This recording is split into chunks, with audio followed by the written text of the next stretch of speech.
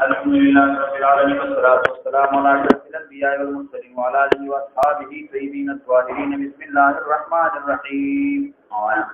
بسم الله الرحمن الرحيم.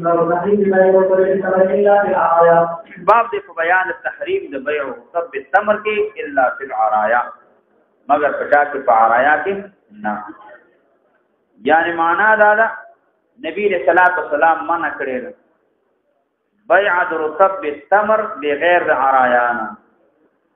نبی رسول الله چې بیع التمر بالرطب دا ربا، او په دې باندې اجماع ده چې بیع د عنب په زبیب باندې دا حرام ده. په دې باندې اجماع ده چې بیع د غنمو په چا باندې په هغه غنمو باندې چې په وګو کې وي او بل خالص غنم دی بهر راوتی باغی باندې ورکه دا ربا ده. دې ته محاقله دا ویلي. امام ابو حنیفه رحمه الله هغه دا وایي کچېتا غنم وی اته کړی شي او دې خرڅه په مثل باندې او وچوي نبیدا جائز. عرایا کې صرف دا جائز شي بنا بر زبر. عرایا دې ته ویل کېږي تاسو ویلو چې یو سړی تخمین ولګي د باغ چې په دې باغ کې ودمره فورماګانی، په دې باغ کې مثال د املوکو یا د دې شوتالانو زردالانو دومره ونی خرما راوخله، په دې باغ کې دومره پنځه ونی دا د فورماګانو. هغه ورته وایي چې دغه لمدی کجوري دې کې به مثال 2 منه وي، 2 منه هغه به په دې کې وي دا لمدی کجوري. خو چې کله دا لمدی کجوري دی وچی شي نو 2 منه کجوري کوي، تقریبا تخمین نه ګولې 2 منه کوي. ته ولګي دا کجوري ورکې سړی ته دا په باندې خرڅ کې په بل سړی باندې په 2 منه باندې چې دا 2 منه راکړ دا چې وچی شي تقریبا 2 منه کوي. دا شوي او په دغه مجلس کې قبض کی او مشتری ولګي هغه تمر هغه اوس پاری چاته او باجر چې کوم دی هغه رطب اوس پاری په مابین کې تخلیه خالواله ویشي او دې چې دا وخت دا جائز دی.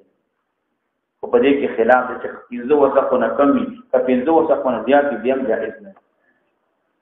او په 15 وسقو کې د امام شافعي رحمه الله 2 قول دي. صحیح قول دار چې دا جائز نه دي، ځکه اصل دار چې تحریم د بیع التمر بالرطب دا په عرایا او رخصت راغلی، صرف په عریه کې نو په دې کې رخصت راغلی نو. او د عربو دا عادت چې هغې به داسې یو باغ کې د کجوري یو شی چې ډېر باغ و د چا به نه وي هغې ته به 1 ونه 2 ونه پکې ورکړي چې ور به کړي نو کله کله به د باغ په هغه سر کې دا ونې وي دغه ته به کلي خپل بچي ماشومان تله خپل یو ونې پسې به تلله لاره کې به کجوري غورځېدلې په هغې به پښې کې په دې قتله یا به هغې ماغستله هغې به ماغستله نو سړی به تنګ شو. هغه له دې کې به یو دړۍ کجوري وي دا یو دړۍ کجوري به زه تیارې تا ته درکړم دا واهله بچي ته به خورئ او دقه چې دی نو ما ته پرېږدي دا بنا بر ضرورت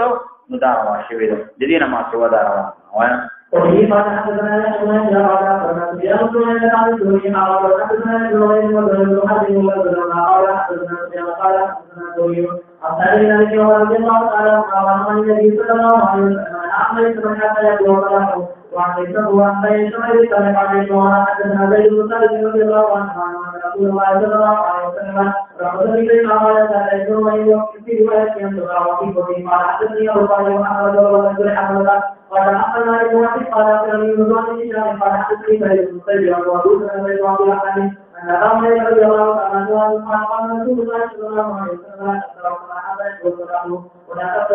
تقطعوا السلام بسمعه قال ابن جابر وحدثني ذلك وقال الله تعالى الذي رضي الله عنه عن النبي صلى الله عليه وسلم وفي قال حدثني محمد بن رافع قال حدثنا عبد قال حدثنا ليس من غير ابن جابر عن سعيد بن المسيب رضي الله عنه وعن رسول الله صلى الله عليه وسلم نهى عن حديث ذلك والمحاضر وذلك ويباع وذلك ويباع والمحاضر ويباع بالحكم والانتقام وبالحكم قال واخبر ذلك الله فيما رضي الله عنه ان رسول الله صلى الله عليه وسلم انه قال لا تقرأوا صلاة يوم ولا تقرأوا صلاة الاستجابة لا مكتوي ثمر ثمر باندې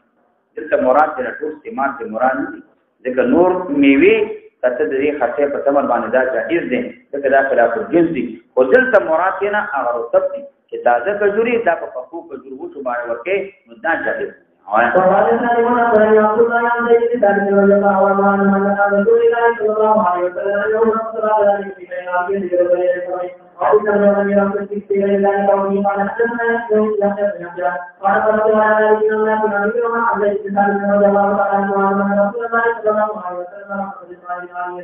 يجيء بالذكر خفيان يقول قال حدثنا يحيى بن يحيى قال أخبرنا سليمان بن سفيان أن أبي سعيد قال أخبرنا كما سمع عبد الله بن عمر رضي الله عنه أن حديثه أن زيد بن ثابت رضي الله عنه حدث أن رسول الله صلى الله عليه وسلم في أبيه إلى جواب زيد يقضي على من يقولون أرضا به قال حدثنا موسى محمد بن مسلم قال حدثنا عبد الله قال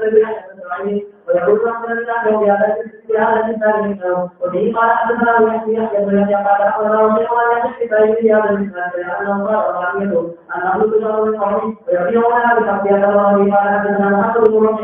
رشيد المهاجري قال أخبرنا عليكم أن يحيى سعيد بن نافع قال قيل له قال حدثني سعيد بن ثابت رضي الله عنه أن رسول الله صلى الله عليه وسلم قال في بيت عاميته بفضل هذا قال يحيى لا يستطيع رجل أن قال فعل هذه الرواية مرضية المرضي قال حدثنا ابن قال وحدثنا ابي قال حدثنا ابي الله قال حدثني ابي وليد وعن زيد بن ثابت قال وان رسول الله صلى الله عليه وسلم قال في بيت عاميته أن تقال مرضية كيروني قال حدثنا ابي قال حدثنا يحيى بن سعيد بن ابي بكر هذا الاسناد وقال سوق ان تقال مرضية قال حدثنا ابو بكر وابو قال حدثنا عمرو قال حدثني ابي بكر قال حدثنا يسعد بن ابي قال عن ابي الاسناد ان رسول الله صلى الله عليه وسلم في بين آيات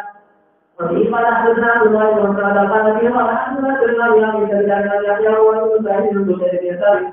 رضي الله عنه ان قال يسال رسول الله صلى الله عليه وسلم قال ذلك من اهل دار مراد دار محلده يعني مراد بني حارثه ذات المراد او بيوي كدا منهم يود صحابونا يو پاکستان ابن ابي خطبه رضی الله عنه یو جماعت صحابو یو نوم په جواب نو معنا دا چې ډېر صحابو نو روایت راغلي ان بعض اصحاب رسول الله صلی الله علیه وسلم یو په کدا ثان ابن ابي حسن او ان رسول الله صلی الله علیه وسلم قال ذلك لرسول الله صلى الله عليه وسلم أن قال مخرجني يقول عن البيت بقيا كما يقولون على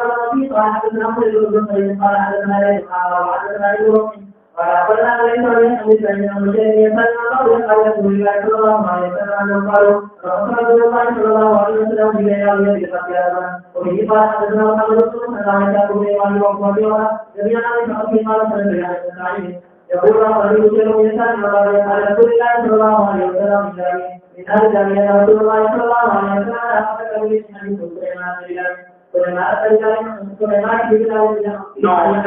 سليمان بن بلال او مخکې حدیث کې عبد الله بن مسلمه قال نبی حدیث کې سليمان يعني ابن بلال انت ورسره يعني چې نو دا ذکر نو دې کې دې اشاره وکړه چې دلته سليمان نه مراد ابن بلال مراد دی بألته يحيى وهو ابن سعيد يحيى بن سعيد وتروينا ابن سعيد دا غي وجه دا اشاره دې کړې ده چې دلته په روایت کې نو دلته راوي سب نوم اغسته نسب ذکر کړی نه یا سليمان نومي اغسته يحيى نومي اغسته نو امام مسلم رحم الله بیان کوي کله سليمان ابن بلال ویما نو دا خو جاتواله راځي چې ما د شیخ نه کوم روایت اورېدل په کوم طریقې هغه باندې جاتواله راځي نو ځکه یعنی ورته بیان بلال دا خصوص د بیان لپاره نو اذا اشاره دې ته کوي چې سليمان مراد سليمان ابن بلال دی خو دې لپاره چې په شیخ باندې دروغ ونه ویما ځکه چې دنو هغه یعنی ورته دا ذکر کوي او دلته چې په دې سند کې یا اورېدل دي نو سليمان ابن بلال ځکه نسب ذکر شوی دی نو دلته په مکه طریقې باندې کوي نو دا ذکر کوي نو مغه طریقې باندې ذکر کوي نو دومره احتیاط ذکر کوي احتیاط ته اشاره کوي ان يجعل لنا قول تعالى ما كان ولا تسوي وقال وقال وبما بما حدثنا أمرنا كل ما حدثنا بما وإلا أن الذي بعدنا كل شيء فإذا كان بنا خرج الله تعالى والذي صلى الله عليه وسلم وبه قال حدثنا رسول الله وعن رسول الله الحلواني قال حدثنا وكان عن الوليد كثير قال حدثني بن قال الحارث كان رجع قبيل وقال ذلك رضي الله تعالى عنه وعنه حدثنا رسول الله صلى الله عليه وسلم عن ذلك ورسال الله قال الله يحيي وقال وبه قال حدثنا عبد الله بن قال حدثنا قال حدثنا يحيى ونقول لهم ما نقول لذلك بمالك حدث داود عن ابي سفيان عن مالك بن يحيى رضي الله عنه قال رسول الله صلى الله عليه وسلم في ابي في غزوه خمسه और दिमाग में यशो पुरानो बात करवा और दूसरा मकसद ये माना पारा और ये बात करना है जीवन की क्या बात है वो ना कि जवाब दे पाओ रसूलुल्लाह सल्लल्लाहु अलैहि वसल्लम ने उधर बदले और तरीके के मोबाइल होता है इस जरिए के ये बात करना उधर से वो विषय को हम लोग को मोबाइल पर हाथ حدثنا ابو بكر عن ابي هريره رضي الله عنه وعنه قال النبي صلى الله عليه وسلم عن المزابنه والمزابنه دا ویل اصل سے مزابنه سبن د فقول کې ویل کی دلته هر یو بل د فقيه خپل قسم د بقي نو وجد کثرت غرر او د خطر د وجه دي کې د دوه نشما ځکه مزابنه دې ویل ځکه یو طرف ته فرمایي هغه معلومي کېل دي مکیل دي پنځمکه پرتی دي یو مندي او بل طرف دا پته نه په تخمین دي چې دې کې وزم روي او کړوي نو هر یو بل ته پکې دا سوچ یو من ورته د وته د تو په دته نه کمی پکې هغه سوچ ونه کړي او تب ورته په تمر باندې او چې نه دلته ډیر نه وي سب په کې دوکان شمه نو هر یو بل ته پکې ځبن ته پکولو کوي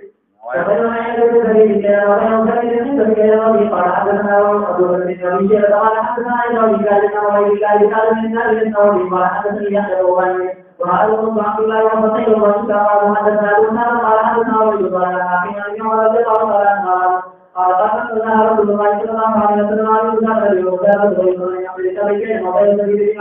بالعين الكيل وعنده لسان بسان يومي أولي قال حدثنا يومي قال يومي وجهي ومعلم قال حدثنا إسماعيل وهو ابن إبراهيم عن أيوب عن أبي عمر رضي الله عنه قال رسول الله صلى الله عليه وسلم نهى عن المزارع والمزارع وإباحة نبي رسول الله بذلك كيف قال بذلك يومي وإنما صفاء يومي قال حدثنا وابراهيم وابوكر قال حدثنا أحمد قال حدثنا أيوب بن هذا وجهي قال حدثنا وزيد بن إبراهيم قال حدثنا الإسلام وحدثني محمد بن رمح قال عن النبي رضي الله عنه رسول الله صلى الله عليه وسلم الذي أمر عليه إن كان تمن بذلك وإن كان تمن الذي أمر بذلك وإن كان تمن الذي أمر بذلك نعم ذلك من وبيواجب وتبين أو كان وبه قال حدثني أبو بكر قال أخبرنا إبراهيم قال حدثني أبو بكر قال حدثنا إبراهيم قال حدثنا إبراهيم قال أخبرني الزهر قال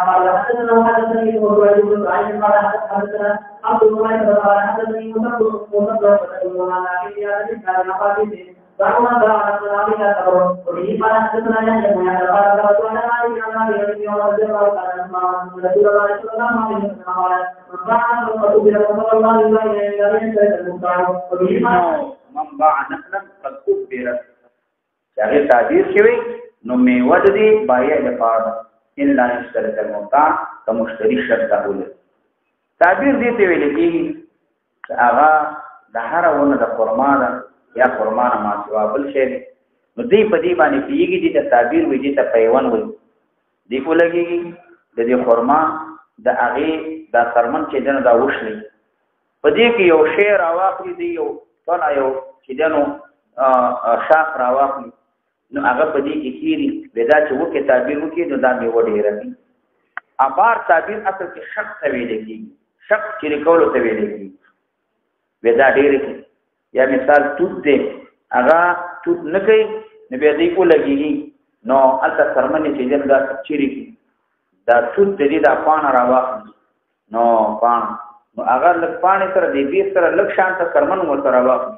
هغه د خپل شان دا سرمن دا چې جدا کی دا وته مېن کېږي او بیا هغه تاسو ته وی ویټړي هغه چې نشي شي به توت کې پیوان ورته وي تعبیر دې ته ویل کېږي پیغمبر علیه السلام د هجرت په مدینه منوره ته هغه تعبیر کول نبی رسول الله ورته ویل څه کوئی تعبیر کوي چې الله تعالی لپاره کوم پرکړی مګ ورته هغه کال باندې مدینه منوره کې کجوري کمی وشي خلک شکایت را بیا رسول الله مون تعبیر پر فرماړي اوس کمی وشي پیغمبر اسلام تعبیر کوي یا ماته د دنیا په امورات کې علم ډیر نه دی حاصل په دې باندې نه پیګم دین کار کې پیګم دنیا کارو کې نه پیګم چې کوم طریقې باندې فرما ډیر کېږي هغه طریقې باندې کوي دې د تعبیر وي دې د پیون ویل کېږي چې دې فرما هغه په پیږي طلع ذکر را واخلي په دې انثى کې چې دنو هغه پیول وکي دې نه هغه ډېر. اوس مسله دا ده په دې کې اختلاف دی چې دغه نقل مبيعه بعد التعبير وشو یا قبل التعبير خرڅه دا خرما خرڅه و دا میوه دا پکې داخله ده مطلق بیع دی وکړه دا پکې داخله ده کنه دا ویل تا باندې خرما دي او لري دا خرما در باندې خرڅه نو دا ډډونه دی ورته خاص اوس په دې کې میوه ده. اوس دا میوه نه دی ویلي چې میوه نه درکوم نه دی ویلي دا میوه درکوم دا پکې داخل دی کنه نه ده. اوس سړی لګيږي خرماګانې دی ورته لسدانې هغه چې دا د میوې سره زماش او بای وټینا تاسو مې دا ډډونه درکړي دي خو میوه مې درکړې نه میوه ګور زماش اختلاف راځي. امام مالک شافعی رحمه الله اکثر دا وایي کدا خرمه بعد تعبیر خرڅ کړی وي فثمرها للبائع تعبیر کړي هغه نه بعد خرڅ کړي نو میوه د بائع د پاره ده الا ان يشترط المبتاع مشتری کدا شرط کی ورته وي خرما باغنه خو سره د میوه نه میوه ممراکه د میوه نه راکه خرما نه علما نو بیا هغه مشتری شرط کی نو بیا که خرما سره د میوه نه ویل ټوله با او کدا میوه خرمه خرڅ کړی دا ډډونه تعبیر نه مخکې خرڅ کړی وي نو دې میوه د مشتری د پاره او کبای ځان د پاره شرط بای وای دا ډډونه درکو میوه ورته نه درکو نو به دا د بای د پاره. امام مالک رحمه الله وای شرط بای د پاره د سره جائز نه دی. امام ابو حنیفه رحمه الله من مسلک دا دی چې دلته قبل التعبیر بعد التعبیر دوالو صورتونو کې دا د بای د پاره دا ثمره میوه دا د بای د پاره. ابن ابي ليلى رحمه الله چې دا د مشتری د پاره قبل التعبیر مشتری د پاره او بعد التعبیر دا هم د مشتری د پاره.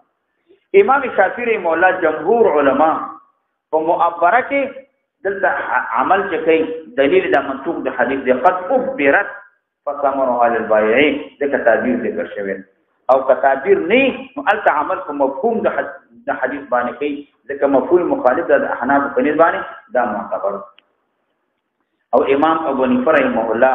هغه په معبره کې دلته عمل کې په منطوق باندې نو احناف په دې باندې څه کوي هغه عمل کوي نو ځکه دا وایي که مشتری بائع شرط کې خود نو ډیر خره که مشتری بائع شرط کې نه خود نو دا د اختلاف راغی نو د اختلاف په صورت کې دا د بائع د پاره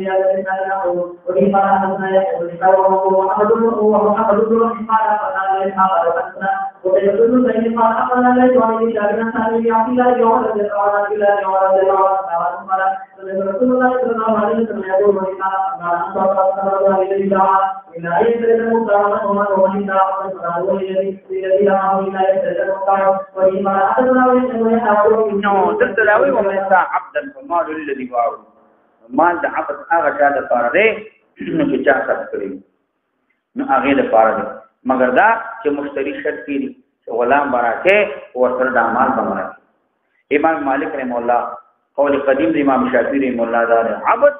چې کله سید د دې د مال مالک وي نو د ملکیت د مال د سید د پاره نو کله دین ورسته چې دینو خرڅي نو به مال د بائع د پاره دی او کوم مشتری شرط کړي چې غلام براکه سره ده او پیسو نه براکه نو به بدا د بائع دا قول قدیم د امام شافعی رحم الله. قول جدید د امام شافعی رحم الله امام ابو حنیفه رحم الله دا چې عبد د سره مالک نه ده عبد د سره مالک هغه نه ده دي ملکیت ته ترسته دی نه او دې په حدیث کې تعویل کوي نو معنا دا چې عبد لا یو شی وی د مال د سید نه دا اضافت د مال چې عبد ته کېږي د هغې وجهدار چې بیا ښکته پورته کړي استعمال د مال دا کې دا راوړه پیاز ټماټر غوړي وړه راوړه نو غلام چې دی نو ښکته پورته کړي ځکه د دې اختصاص د مال د غلام پورې دی فایده د مال نه دا غلام اخلي ملکیت نه دی د خالي استعمالي ذکر نسبت ورته شوی دی او کني د دې سره حق دا کېږي نه دا بلکې دا مال د چا دی غلام خرڅ مال د غلام نه دی مال عبد بالکل ملکیت نه لري دا مال د مالک د پاره د بائع دی مشتری کا شرط کې خود لور کا هغه دی کني نو حق نه کیږي وایا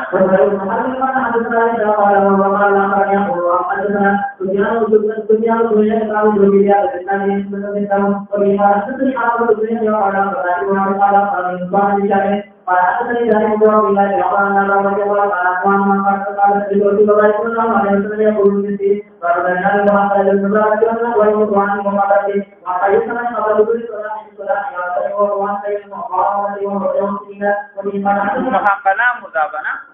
بيع الثمر قبل بدو الصلاة دا مخابره نو دلته راځي مخابره دا مزارعت دواړه متقارب دي مزارعت ورسته مستقل باب مر روان کتاب او مخابره دې ویل کی چې معامله زمکه باندې به بعد ما يخرج منها من الزرع بعد فصل لکه درېمې خبره کې سلوره مبارکه نیمه مبارکه دې ویل کی لیکن بعض علماء دومره فرض دي چې په مزارعت کې بذر تخم دا د مالک د زمکه وي مخابره کې دلته تخم چې وي دا د عامل وي د مالک د زمکه دامن او مخابره د خبر نه ده خبر کارولو ته ویل کی جمهور علما وایي دا یا دا مشتق د خبر نه خبر نرم زمکه ته ویل کیږي ځکه دلته خلق کارو کاروي یا مشتق د خبر نه ده خبر حصے ته ویل کیږي دلته یو حصہ معینه د مال چې دومره دا براکه لکه څه مثال چې دومره حصہ ماته په غنمو کې راکې جوارو کې براکه او ابن عربي وایي دا ماخوذ د خیبر نه ځکه اوله معامله شی و دا په خیبر کې شی و نو ځکه دا د خیبر نه ماخوذ نبی رسول الله دا نه کړی د بیع معاونین معاوبه سنین ته ویل کیږي میوه هغه خرڅه 2-3 کلو د پاره باغ د ورکه 15 کلو د پاره تاسو په دومره بدل کوم ځکه دا بیع سنین دا بیع المعاومه دا باطله ده بالاجماع ځکه دا بیع د معدود ده بیع د مجهول ده چې خرڅه دا مقدور تسلیم نه ده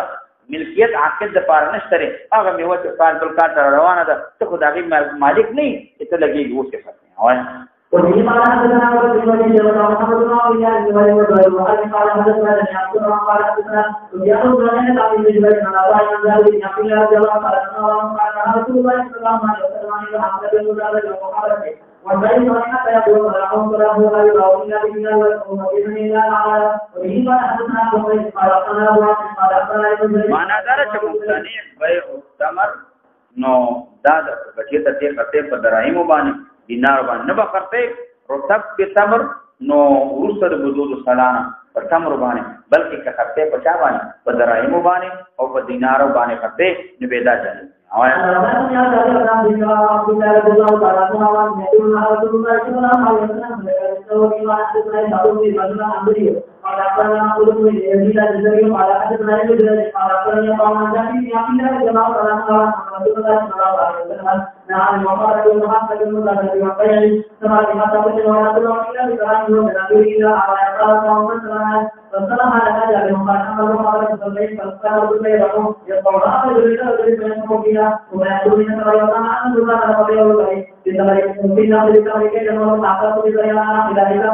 jadi orang apa yang dia kali kaya orang ini mana ada saya tahu jadi orang orang pada nanti lagi jadi mungkin imam jadi pada nanti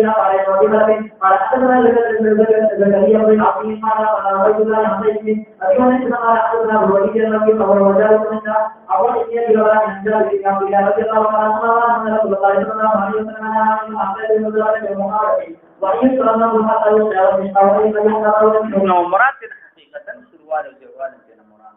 معنا مې د تغییر فکر شي سروال او دیوال شبح اصل کې هغه رنگ ته ویل کېږي چې د خپل خالص سروال نه بلکې تغییر چې د فکر شي دي ویل کېږي معنی اصل رنگ هغه بدل دي ته اشباح ویل نوایا أي أحمد الله يكرم حسين والمحاضرة أيضا حمد لله إستبقائنا فاطمة والمحاضرة فإلا حمد لله كمين تمام والمحاضرة والروح والإسلام على جماعة الدخول بجماعة يليونا فإننا بلا تعقيل على جلال فرحنا وعافية سبحانه رسول الله صلى الله عليه وسلم قال أولي فرحتنا عبد الله إسلام فرحتنا حدثنا سليم محيانا فرحتنا سعيد بن الله عن ذلك الإله عن ذلك اليقين رضي الله عنه قال رسول الله صلى الله عليه وسلم لا يجونا أن المحاولة يوم يكون نقاط الشيء ورسول الله ما تشيء قال نحن وتسمعوا ولكن منها وهي قال حدثنا عبد الله بن زهران القرآني ومحمد بن ربيع القرآني وأولا بن البيت الله قال حدثنا عن رسول الله قال حدثنا يوم عجيب إلى والمعين عن ذلك اليوم لا يقال قال رسول الله صلى الله عليه وسلم المحاولة بالله بالله والمعاملة بالمعاملة على أمور الدنيا ويتعامل وعن السنيات استثناء ما نسوي استثناء مبتلى بيع الارم ولکه دا ډیرې د غنمو دربانه خرصومه او باندې دربانه خرصومه نه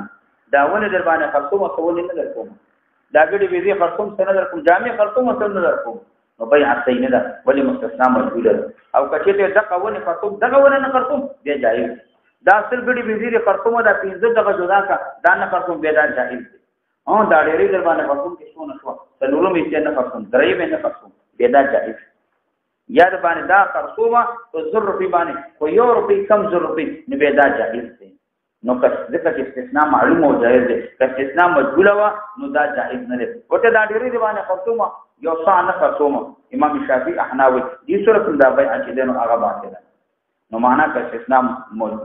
مجهوله وا نو به دا جائز نه ده او که چې دا معلومه وا نو به دا جائز ورحمة الله عليه قال حدثنا أبو بكر بن شيبة ومحمد قال حدثنا إسماعيل وإسماعيل وعلي يبارك بأنه رضي الله عنه عن النبي صلى الله عليه وسلم غير أنه لا يكتب بأعطيه وحده محمد وبركه محمد رحمة الله عليه منم چې تکار او مدبر معلمان دوی نه درته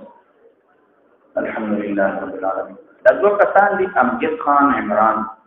نو ناظم سے جواب را لګل چې د دوه کسان دفتر تریش نو غالب دار نو خپل ته یې چې وایي نو هغه چې دا خارج شي وي مهرباني وکړئ چې شیخ خپل مسله کې صفاقي وضاحت دې مکتوب عمران امجد خان الحمدلله رب العالمین والصلاه والسلام على محمد وعلى اله وصحبه اجمعين الا بنقول معاف تفسيرات معاف حجم ایمان کامل مصیبت مشکلات او پریشانونو سره الله علاج مربوط نو یلا تبارک وتعالى طالبان قاضیان عالمان دین مداران سمجھوي دی مولوی سره امر دعا او مستي کومني دي الله موږ ټول دې مقدر سفرات موږ نصیب الله دې ته پورا د عمرې دا توفیق نصیب تمته مشکلات کړم الله حل موږ خاتمه ایمان کامل یلا تبارک خپل مدام موږ نصیب اهل اسلام او دین الله کامیاب اسلام مسلمانانو کو اخلاص دغه اخلاص دعا برابر ټول مسلمانانو په اتفاق او اتحاد راوړي دا کېدنی فسادونه استنافات مسلمانانو ټول الله ختم دا مسلمانانو په اتفاق راوړي یووالی راوړي الله تبارک وتعالى ټول مسلمانانو په شان وساتي وصلی الله تبارک